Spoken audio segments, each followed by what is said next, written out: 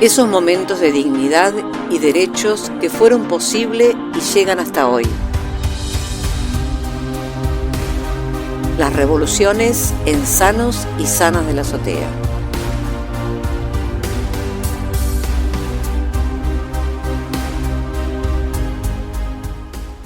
Vamos ahí a ponernos, vamos a decirlo comunicacionalmente, nos ponemos el traje de las revoluciones nuevamente en el programa y en esta oportunidad vamos a hablar sobre lo que pasó el 5 de julio del 62, que tiene todo, por supuesto, toda una trama muy importante con la independencia de Argelia, y como lo tenemos ahí habitualmente, y estuvo la semana pasada ahí poniendo el cuerpo. Por supuesto, a Daniel Charinza. ¿Cómo estás, Daniel? Gracias.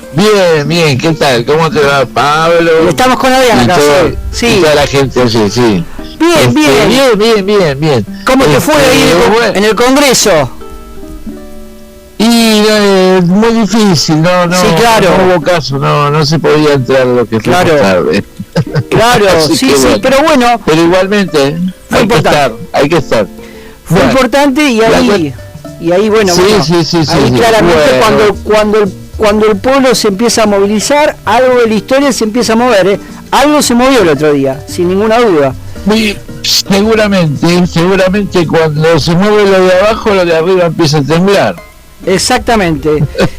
Che, esto de Argelia es, la verdad que, y a quien nos escuchan, que vamos a hacer como 2 salidas con Daniel, este jueves y el próximo.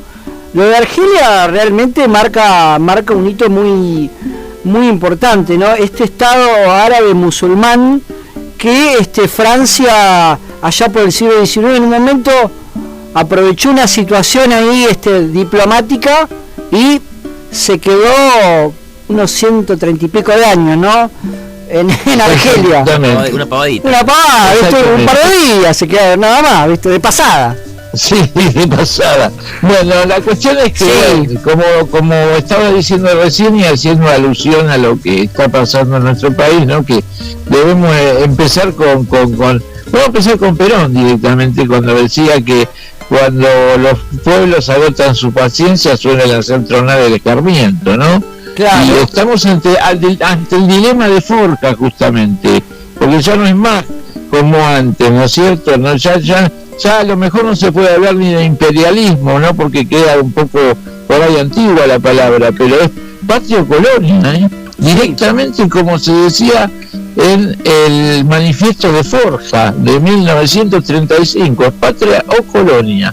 Entonces, por eso mismo está bueno recrear algunos movimientos de liberación, y sobre todo los que se dan en África, que no son tan conocidos, pero que sin embargo dan como el puntapié inicial para que, digamos así, todo el mundo globalizado comience a sentir de que están pasando algunas cosas, ¿no? Porque antes se tomaba como natural que una negra no pudiera viajar ni sentarse en un autobús, y sin embargo tuvo que pasar ese hecho para que también Estados Unidos, que es la base del sistema imperial mundial, sintiera, digamos así, que algo estaba pasando y que algo había que hacer.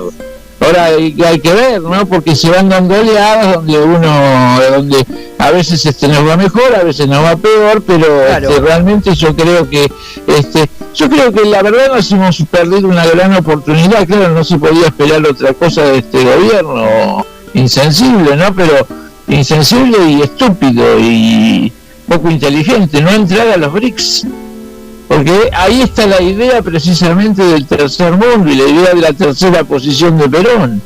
Sí. Y yo creo que, bueno, si alguna vez después de la Guerra Fría fue el tema repartija del mundo entre Estados Unidos y la Unión Soviética, hoy la repartija está dada, no sé, entre China y Estados Unidos, o entre China, algo de Rusia, pero no demasiado, y bueno, y algunas cuestiones que van surgiendo por allí, pero no es más que eso. Sí. Bueno, la cuestión es que yo lo que quería referir es que para poder entender bien todos estos movimientos que van surgiendo en África, hay que ir en África, hay que ir a las lecturas, ¿no es cierto? Por ejemplo, Frantz Fanon, que si bien nació en Martinica, era de padres argelinos y volvió a Argelia, y ahí escribió un libro que es Con los condenados de la tierra, que no se puede dejar de leer aquel que quiere bien saber todo lo que fue estructuralmente el colonialismo y la violencia, ¿no?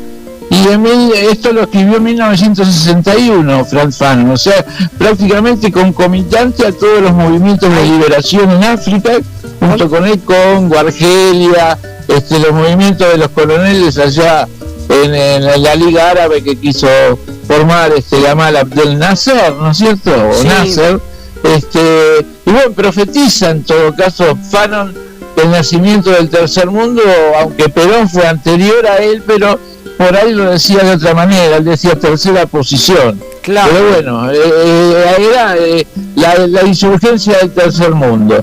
Y bueno, y también es ineludible, si el que la pueda ver en blanco y negro, a la película de Gillo Pontecorvo, que es la batalla de Argel, ¿no? Película italiana. Esa a los pocos años de hacerse la revolución, de hacerse la independencia se hizo, porque es en 1966.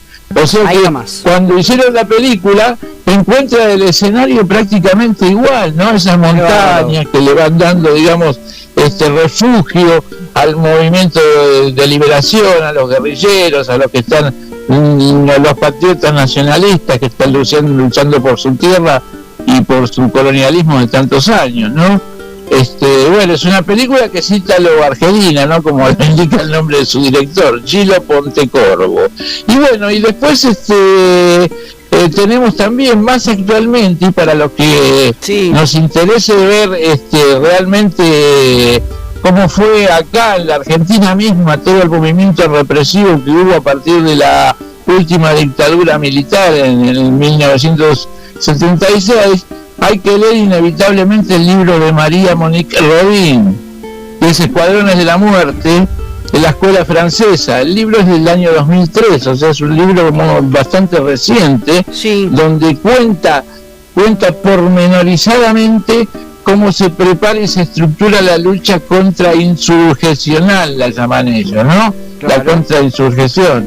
Entonces, cuentan el tema de cómo se hacen las torturas, de cómo se va haciendo el tema del espionaje, cómo se va haciendo el tema de las desapariciones, cómo van amenazando a las familias, cómo van desapareciendo los chicos, en fin, digamos, al servicio de esto. No olvidemos que en esto de la revolución argelina, los franceses invirtieron nada más y nada menos que 500.000 soldados, ¿no?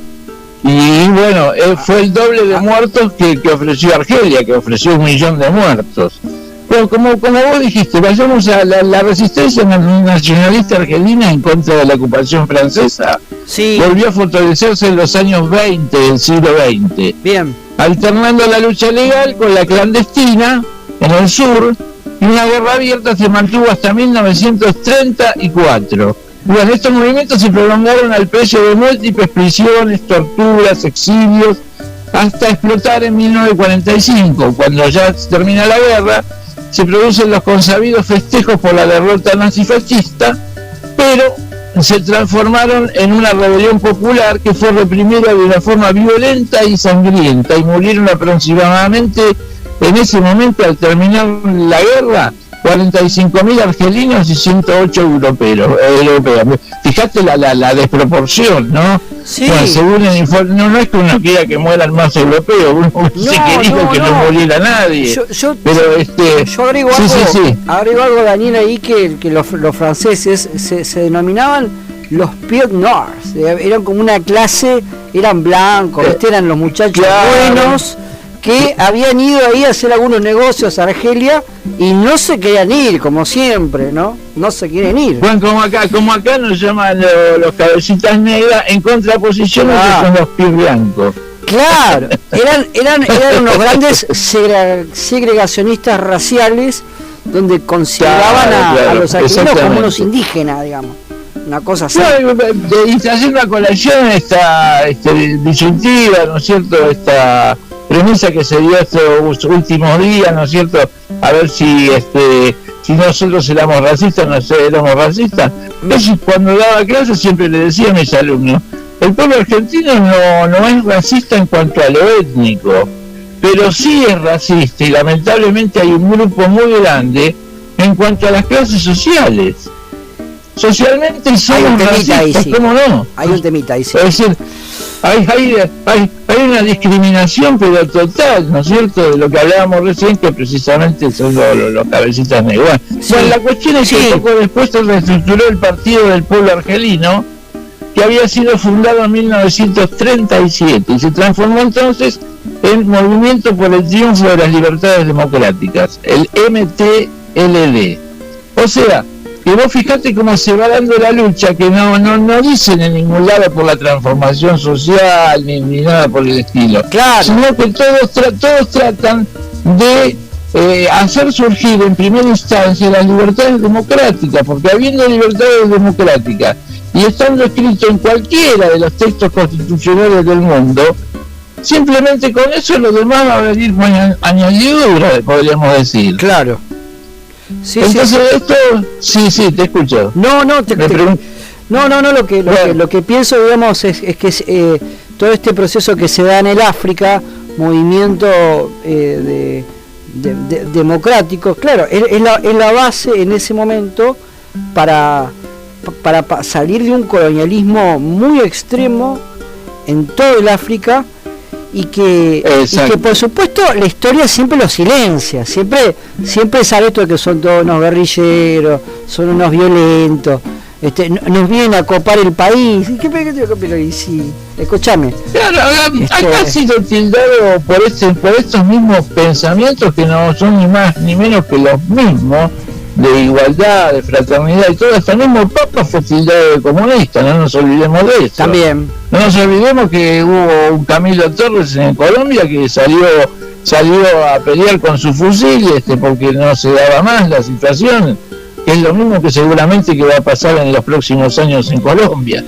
No van a soportar. Esto es una cuestión que cae como una pera madura, pero solo, ¿no? Sí. Se está dando la cuestión de los movimientos de derecha, pero sin pensar de que eso es un disfraz, lo de la escuela, como es la escuela austríaca y todo lo demás. Uh-huh. Todavía no explotamos al máximo posible las posibilidades que se dan dentro del capitalismo sin siquiera nombrar al socialismo, que es el keynesianismo, ¿no es cierto?, que fue el que sacó de la crisis a los Estados Unidos. Y ellos no se acuerdan de eso, ¿no es cierto?, que fue justamente haciendo obra pública y empleando gente. Pero él mismo decía que hacer la revolución es el empleo. Claro que ni más ni menos. Tenemos que hacer una revolución de los demandantes, de la demanda. Si no hablan ni de demanda ni de producción, ¿qué vamos a hacer? Bueno, la cuestión es que con este nombre del movimiento de MTLD se participó en las elecciones organizadas por los colonialistas franceses en 1948 y 1951. Pero, convencidos de la inutilidad de la vía electoral, 9 jefes de la organización especial OS, que después fueron estos militares que realmente eran no solamente fascistas, eran asesinos, era la rama bueno, fue así como se fueron dando las distintas represiones y fundaron el Comité Revolucionario de la Unidad y la Acción, que era el CRUA. El 1 de noviembre de 1954 se transforma en el Frente de Liberación Nacional, que iniciaría la lucha armada. Bueno, eso por un lado, ¿no? Porque si vamos a hablar, yo creo que este es el punto nodal donde tendríamos que expresarnos, ¿no?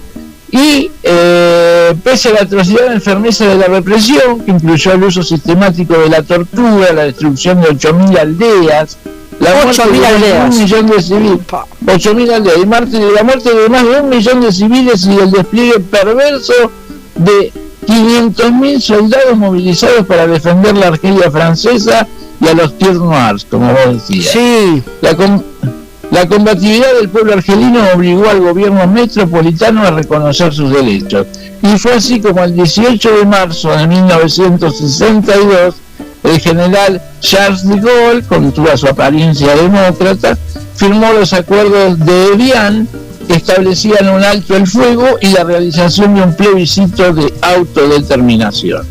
Finalmente, la independencia de Argelia fue consagrada el 5 de julio de 1962 y antes de fin de año se realizaron las elecciones para la Asamblea Constituyente y Ahmed Ben Bella, que había estado comprometido con el movimiento revolucionario desde 1954, Ben Bella Mohamed o Ahmed Ben Bella es el equivalente a Lumumba en el Congo. Claro, eso te iba a decir, sí. Bueno. Ahora, Daniel, sí. vos sabés que te escuchamos atentamente.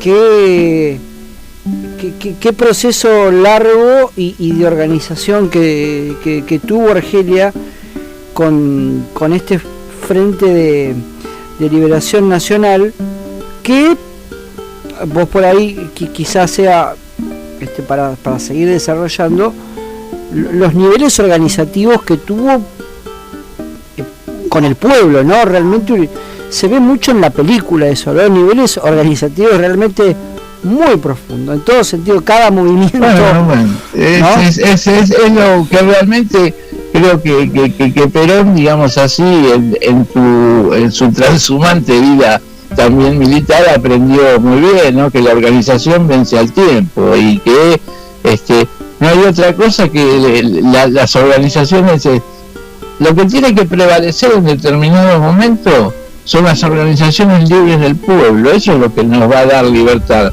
porque si no empezamos desde abajo con la organización y todo lo demás, no importa de nada que desde arriba digamos, bueno, desde hoy se inició la liberación, bueno, vamos a ver qué hacemos, si hacemos un puente, que esto que el otro, cuánto nos presta China de este lado, cuánto del otro, no. Ellos se dieron cuenta, o como acá discutimos siempre con mi señora, discutimos pero bien, ¿no? Claro. Cuando las palabras de Gramsci, como ellos tomaron el tema de la educación, la publicidad, la propaganda, lo que es el nivel superestructural de la sociedad, en favor de ellos. Lo aprendieron ellos antes que nosotros. Vos fijate lo que hizo la propaganda en la cabeza de millones de chicos que nos pusieron en este brete, realmente que es insoportable, ya es insoportable estar con este gobierno y vivir así, gaviando, loco, no puede ser que yo mañana tenga que escribir de vuelta hacer la planillita de banco para que me den un adelanto de sueldo, y estamos a 12, 13. Claro que sí. Esto es increíble. Sí. No, por eso te digo, entonces hay que organizarse, como vos bien decís, esa es la clave de todo, la palabra organización es libre del pueblo. Por eso tenemos que apoyar, por ejemplo, mi señora trabaja para una asociación que es una unión, una federación de escuelas de gestión social, que ahora se dio la ley en la provincia de Buenos Aires. Y esas escuelas de gestión social son escuelas cooperativas.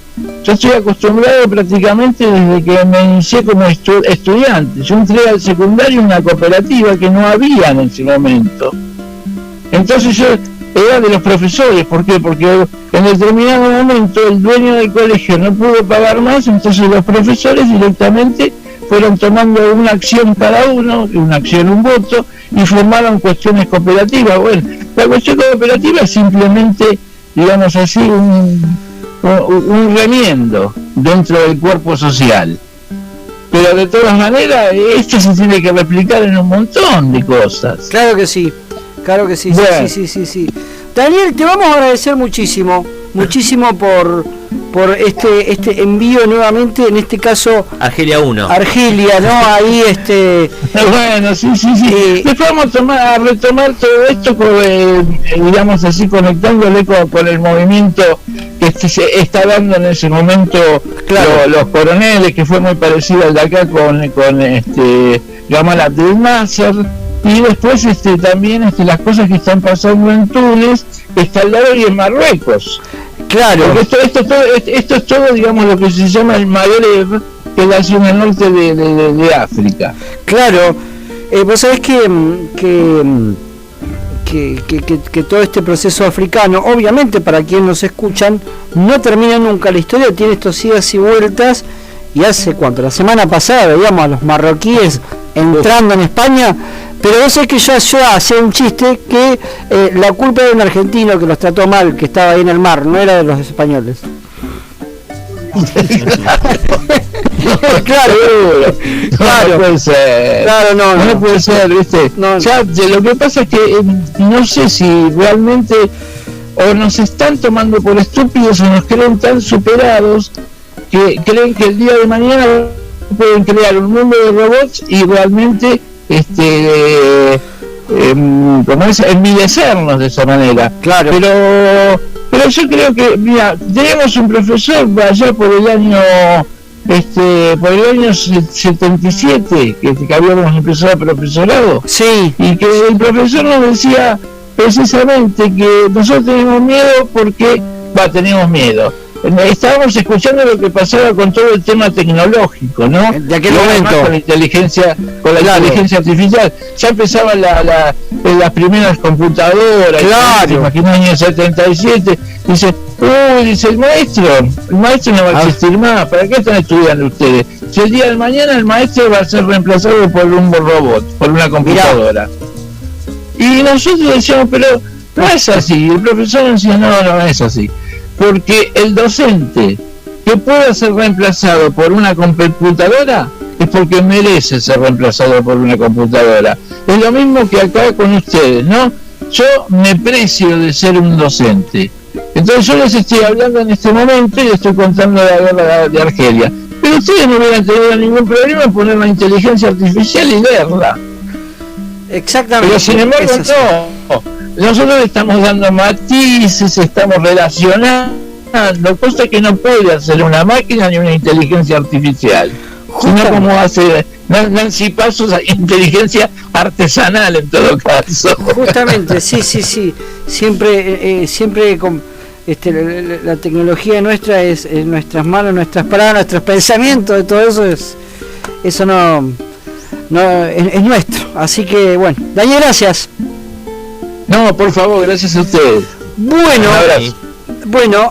y bueno, terminamos acá con esta primera parte ahí de Argelia, siempre en ese marco africano después de la Segunda Guerra Mundial, donde hay un acuerdo, si se quiere, global de decir, bueno, muchachos, corten con la colonia, esto es totalmente, profundamente inhumano, hay que hacer algo con esto. Y Argelia, bueno, ahí lo de Argelia y Francia es...